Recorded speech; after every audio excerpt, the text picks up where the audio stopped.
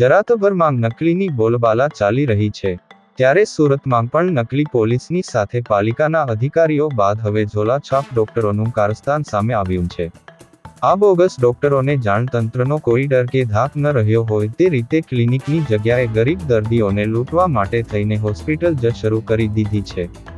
ઝોલાછાપ તબીબોએ પાડેસરમાં ભેગા મળી હોસ્પિટલ જ શરૂ કરી દીધી હતી। જનસેવા મલ્ટી સ્પેશિયાલિટી હોસ્પિટલ નામ આપી દીધું હતું, જેમાં 24 કલાક ઇમરજન્સી સેવા આપવાનું બોર્ડ પણ મારી દીધું હતું। સાથે જ પોલીસ અધિકારીનું નામ પણ આમંત્રણ પત્રિકામાં આવ્યું હતું। દર્દીઓને લૂંટવા માટે શરૂ થયેલી આ હોસ્પિટલનો ભાંડો ફૂટી ગયો છે। આ હોસ્પિટલ શરૂ કરનારમાં 2 સામે બોગસ મેડિકલ પ્રેક્ટિસ તો ત્રીજો સામે દારૂની ફેરાફેરીના કેસમાં અગાઉ ઝડપાઈ ચૂક્યો છે। એસઓજી દ્વારા બબલુ શુક્લા સામે બોગસ મેડિકલ પ્રેક્ટિસનો ગુનો નોંધાયો હતો। પાંડેસરા પોલીસે પણ આ જ રીતે રાજારામ દુબે સામે ફરિયાદ નોંધી હતી।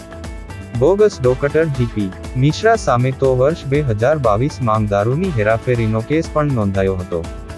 ઉદ્ઘાટનની સાથે જ દર્દીઓ સારવાર માટે પણ આવી ગયા છે। 24 કલાક ઇમરજન્સી સેવા આપવા હોસ્પિટલના કથિત ડોક્ટરો દ્વારા 2 માળમાં આ હોસ્પિટલની શરૂઆત કરવામાં આવી છે, જેમાં ઓપરેશન થિયેટર પણ છે। આ કોઈ પ્રથમ હોસ્પિટલ કે ક્લિનિક નથી જ્યાં ડોક્ટરો ઉપર આવી રીતે કાર્યવાહી કરવામાં આવી હોય।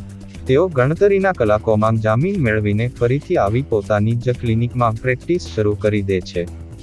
સંચાલક ડોક્ટર સજ્જન કુમારે જણાવ્યું હતું કે અમારી પાસે ગુજરાત સરકાર દ્વારા માન્ય સર્ટિફિકેટ છે અને અમે એ પ્રમાણે જ હોસ્પિટલની શરૂઆત કરી છે। બબલુ શુક્લા, રાજારામ દુબે અને ડોક્ટર મિશ્રા એમડી ડોક્ટર્સની નજર હેઠળ અહીં આરએમઓ તરીકે ફરજ બજાવે છે અને ફક્ત અહીં કામ કરે છે। ઓર્થોપેડિક ડોક્ટર તરીકે પ્રત્યુષ ગોહિલ અને એમડી ડોક્ટર તરીકે સજ્જન કુમાર મીના છે અને તે ત્રણેય ડોક્ટરો ફક્ત અમારા નિમંત્રણ પર આવ્યા છે કહીને લૂલો બચાવ કર્યો હતો અને પોતે જ આપેલા ઓના નિવેદન પરથી ફરી ગયા હતા।